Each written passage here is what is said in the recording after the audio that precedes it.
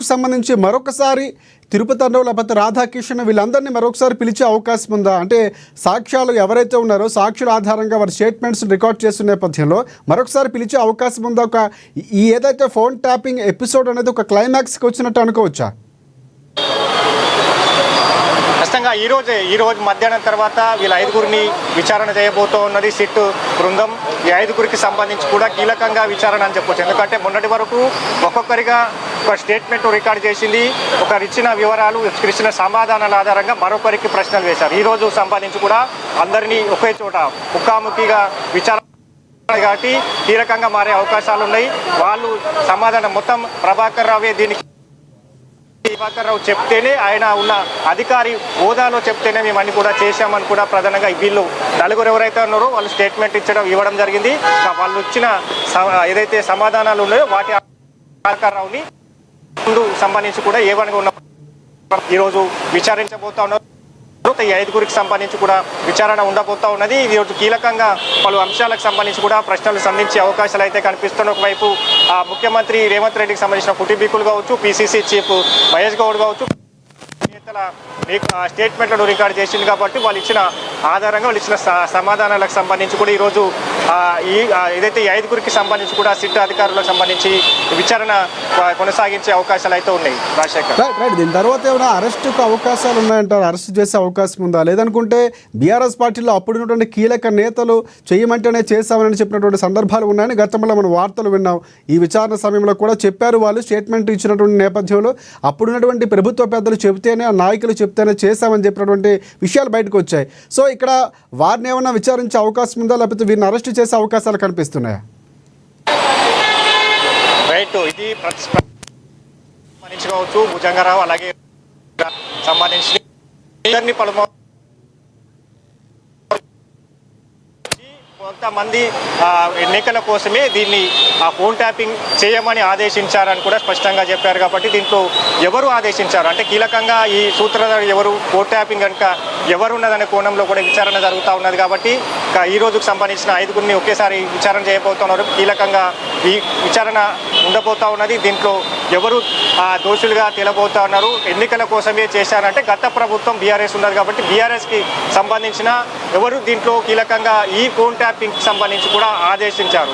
ప్రధానంగా ప్రభాకర్ రావుకు సంబంధించి హార్డ్ డిస్క్లకు సంబంధించి కూడా తగలబెట్టడం కావచ్చు, హార్డ్ డిస్క్లకు సంబంధించి కూడా మూసినది పారవేయడం, రాజీనామా సంబంధించి కూడా క్వశ్చన్ కీలకంగా ప్రభుత్వంలో దీని వెనక ఎవరున్నారు అనే కోణంలో కూడా విచారణ జరుగుతూ ఉన్నది. కాబట్టి ఆ కూపీలాగే పనిలోనే పూర్తి స్థాయిలో స్పీడప్ చేసింది. దీంట్లో 400 మందికి సంబంధించిన స్టేట్మెంట్లను రికార్డ్ చేసింది. ఇక 5గురికి సంబంధించి ఈరోజు ఒకేసారిగా 1 to 1గా అందరినీ ఒకే చోట విచారణ చేయబోతా ఉన్నది. ఇక ముఖ్యంగా దీనికి సంబంధించి కూడా వెనక సూత్రధారులకు సంబంధించి కూడా మరికొన్ని రోజుల్లో బయటపడే అవకాశాలు అయితే కనిపిస్తున్నాయి. ఇప్పుడు ప్రభాకర్ రావుకు సంబంధించి కూడా చిక్కుల్లో ఉందని చెప్పచ్చు. ఎందుకంటే మొన్నటి వరకు దాటివేత సమాధానాలు చెప్పారు.